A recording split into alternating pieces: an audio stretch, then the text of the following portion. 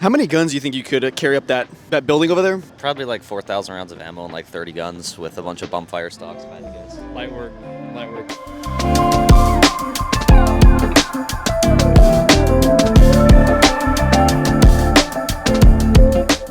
All right, we're gonna need to see. We're doing this, see if this thing is firing out of battery. So the slide is. So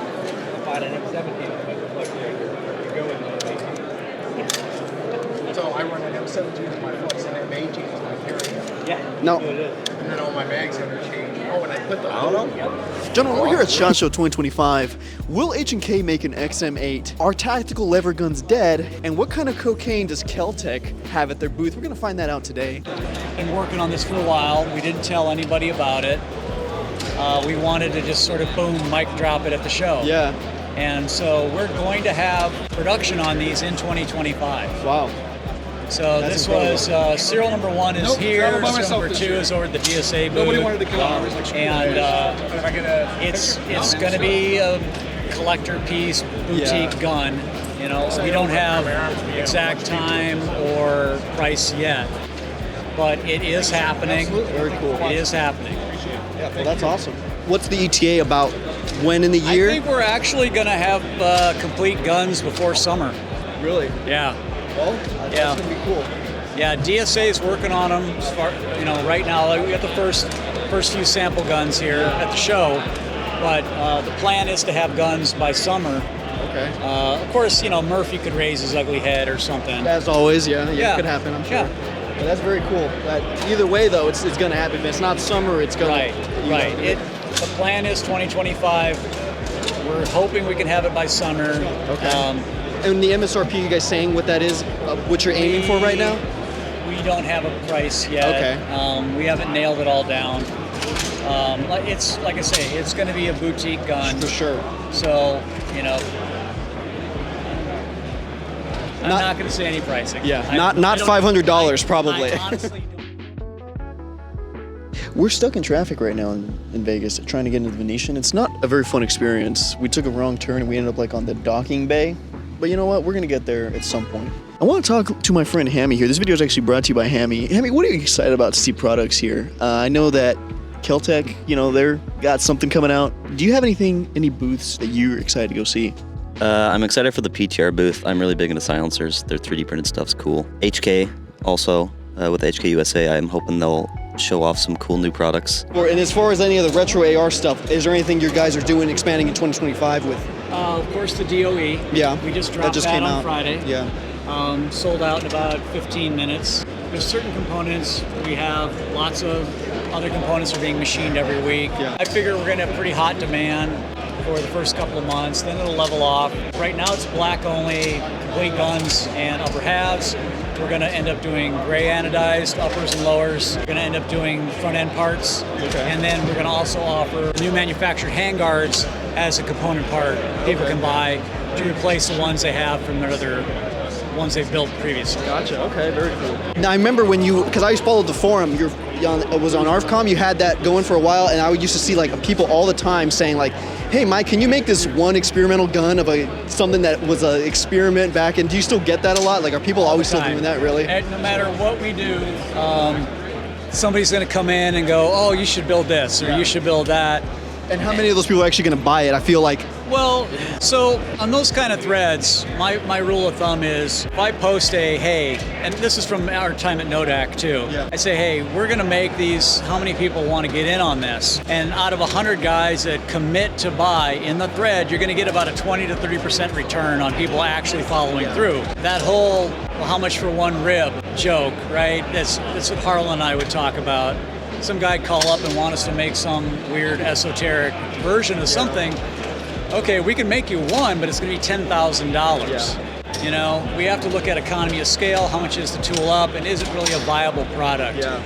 And a lot of stuff that I think is neat isn't going to get made because it's not going to sell. Yeah. You know, just because you like it doesn't mean it's a viable product. And conversely, there's stuff I hate that sells like crazy. Not my own junk, but my own products.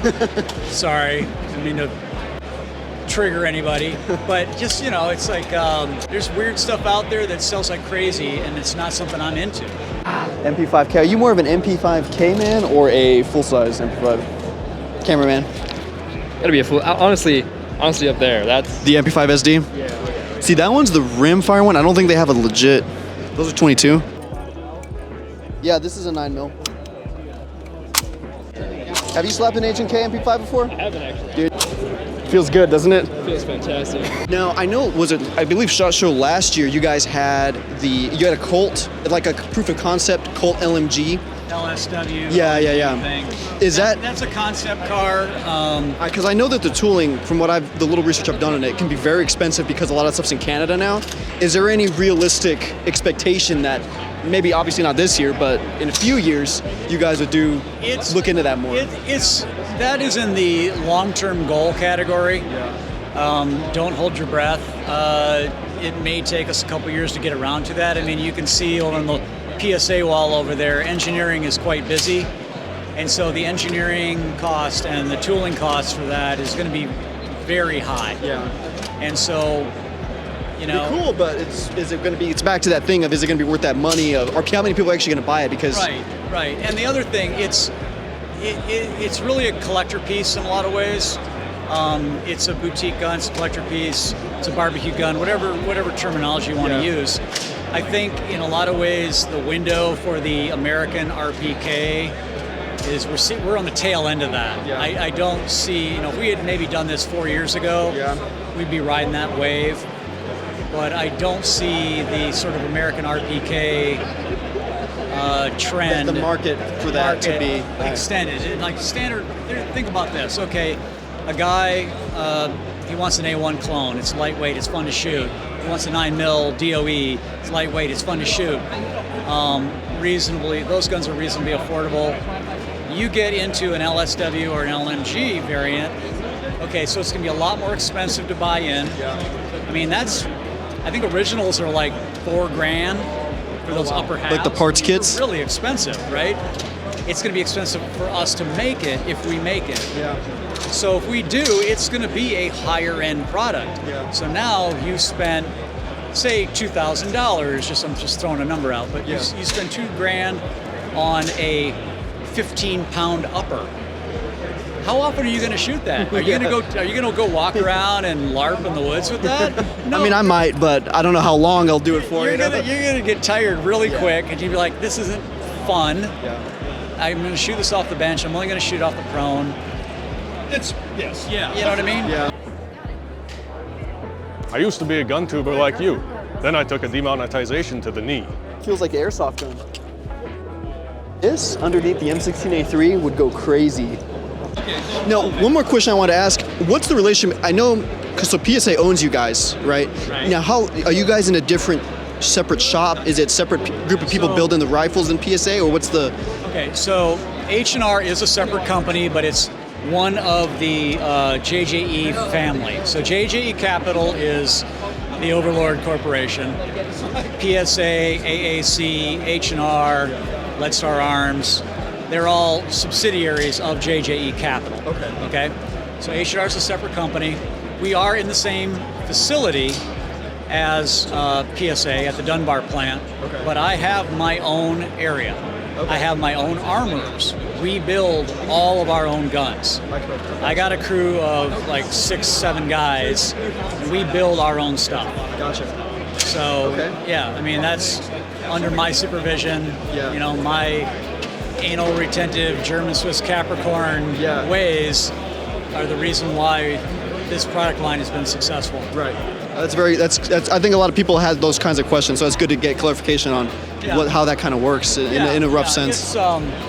It's a boutique product, realistically. I mean, we're putting out fairly good numbers, but it is in the end of the day, it is a boutique product currently. It's a novelty kind of thing. Yeah, I mean, I think the retro market is sustainable. It's not going to explode, you know. There's always going to be those people that enjoy that. There's always going to be, well, think about it. Like, when I was a young man in the 80s, you could buy all those parts surplus. Yeah. They were cheap. Like, the first retro AR I built was under $400, right? Yes. And with a majority of surplus parts, right? That stuff started to dry up in probably around 2010-ish. It really started drying up. flat top. Everybody was kind of going to that, and they didn't care that much about the retro stuff. In the 90s was when you started seeing the first flat tops. Yeah. And then that took over early 2000s, and all that carry handle stuff was just old junk, right? People took carry handles off of their barrels, put flat tops on them, and then they sell them at gun shows for $50. Or, The glory days. yeah, the glory days. For cloners, at least. And unfortunately, you guys in your 20s missed out on that. Yeah. I was too busy in grade school, I wasn't building M16A2 clones, unfortunately. Right. So the fact that we now are making every component in new manufacture. Same thing with PSA and the AKs.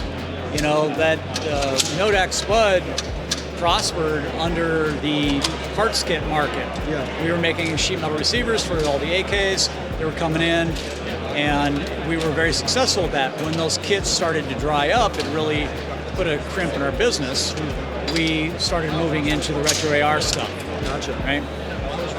So now, we have new manufactured vintage style AR retro parts. And, we've been very successful at it. I mean, honestly, I tried to help out Brownells back in 2018 to do their retro program. We were selling them forgings. I was giving them a little technical advice and stuff. They only did about maybe 4 or 5 guns. We've got almost 20 different guns now or more. I probably have 100 SKUs easily. So it's expanded nicely, and I want to expand H&R more. We want to do wood and steel. I'd like to do a bolt action. I'd like to do a bunch of stuff. So I look forward to keep everything. an eye on H&R. Yeah, for sure. He's over there doing prints right now. Can you believe it? He literally walks around the show with his computer out, and he prints things. So yeah, this is a presentation box that we're actually and gun that we're trying to get into President Trump's hands. The box itself is solid walnut. It took 20 hours on a CNC machine to carve out this top. Now, if you know anything about CNC machines, you really don't want to leave them unattended. So I had to actually sleep at my shop overnight just to make sure, and wake up every hour on the hour to double check my machine. But yeah, this is the presidential seal is relief carved into the top. And then we've got the presentation plaque to the president, noting that he was the 45th and now the 47th president of the United States, presented to him by Bond Arms and Double J Ranch. Now this is the polished version of the DT-47, which should be coming out with the DT-47 specific holster. The box is lined in suede goat skin, so it's a very, very nice box. May I? Yes, you may. Very soft, very suede. Very. That's cool. So when are you guys planning on, what's the process look like for presenting that and getting that up to him? Well, so I've got a guy that works for me that happens to be friends with the chief of security for the governor of Louisiana. That's where we are. And so he got in touch with his boss, the governor, who in turn sent photos and everything to Don Jr. So we know that they have the photos and everything, and this is. I know that the president knows about this now. Now, whether we can actually make it happen or not, that's going to be, that's going to be a different story. But it should happen. Let's put it that way. Now, a question that maybe some people might have is, there's that whole legal thing, right? Where didn't they, because he's a felon, right? Didn't they do something? They took his concealed carry from New York and stuff like that. Are there any Correct. concerns with that? Well, there's all kinds of different things that can be done. Either there's the possibility that this could be gifted to his son on his, on his behalf. It could be that maybe we do something where we donate it to the presidential library, or we donate it to the United States in general on behalf of Donald Trump, or there's all kinds of different ways to do stuff like that. Very cool. And your name is Doug? My name is Doug Giles, and I'm the owner of Double J Ranch Leather. Thank you for taking the time, and hopefully this thing gets to President Trump here soon. That'd be cool, huh? I sure hope so. Don Jr. likes to come to SHOT Show. Oh, does he? So there, That's what I was going to say. One of them should just show up here. he could very well, Very But cool. Thank you. Thank you.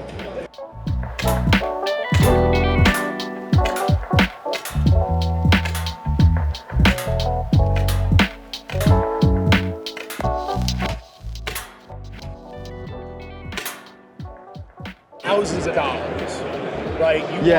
You want the taste and the look. Yep. 600 to 800, 850. Yeah. So we use an H-bar barrel. We use real OG parts. That's a real thermoset polymer. Yeah. 20-inch length, all as spec as it can be. Yeah. Got the old grip pod on there. OG vibes. An OG grip pod. But we just sell it kind of like this. You got a triad rail, you got a mount, right? To make the real fore-end, the whole setup, it is wicked expensive. This unit would cost like a couple, $2,000-3,000. It's the same with this. Like this is nice. a replica of a Colt SMG KAC variant they did for. Was it DEA?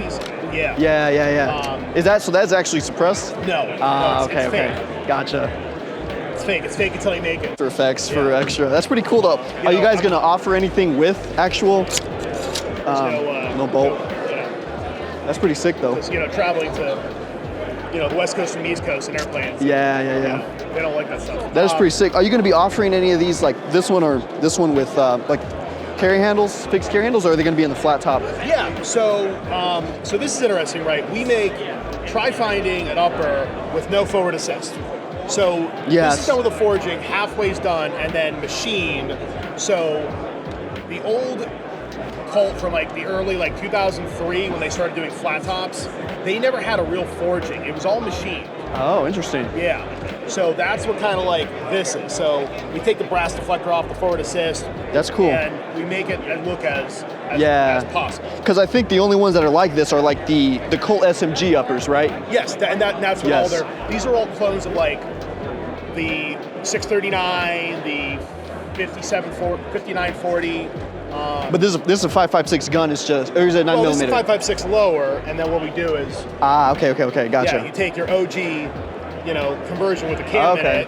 That way you don't damage. So again, we sell the kits. We do DIY builds. We do full uppers. Yeah. So yeah. That's pretty sick. The uppers. If you want to buy an upper, go to PSA. Go to Brownells. This is a PSA upper. Not trying to step on anyone's toes. It's like, I'll go buy their thing, put it on here, or buy one of those. Yeah. So yeah. I like H&R. They make a lot of good stuff, but anything retro stuff, I'm always interested in seeing the old vibes. All this stuff is on H&R stuff. Okay. So it's kind the of handguards. You all gotta be like the same. Yes, we make handguards. And then with this an arms mount. That's a clone of one. No, that's a contract. It's a 240 mount. Okay. It's for the 240 Bravo for. Okay, sick. Very cool. For your night vision. So so this is going to be new for 25, or have you guys been making these? It's been out for a year or two. Okay. So it's on our website. You could buy it. Our website sucks. Our Instagram sucks because I don't spend enough time, Yeah. So thank you for doing a video on it. Well, that'd be cool. But yeah, literally this got printed on Friday. Okay, nice. It looks cool. I didn't do it. Well, yeah, But yeah, no, pretty cool Retro stuff. Arms, retro-arms.com. Nice. Retroarms.com is an airsoft company. Very cool. But yeah, man, just trying to offer weird, cool shit. Yeah. Everyone makes 9mm uppers, right? Who makes LSWs? Who makes fake 9mm not suppress uppers. There's got to be a way to rig this up to actually suppress There it. is, but it costs money. Yeah. Like, But I mean, like for DIY, for somebody to do it themselves, how hard it would be for somebody to get one of these and then convert it and do. Well, if you wanted whole- everything like the distance between your front sight post and this, is it possible? Yeah, but like, are you gonna form one it? Are you gonna put a brace on it? Are you gonna put a stock on it? You know, like you gotta be like ready to go. Yeah. You know, so again, if people really like are reaching out and they're like, oh man, you really want this stuff? Totally down. Cool. Totally down to build something.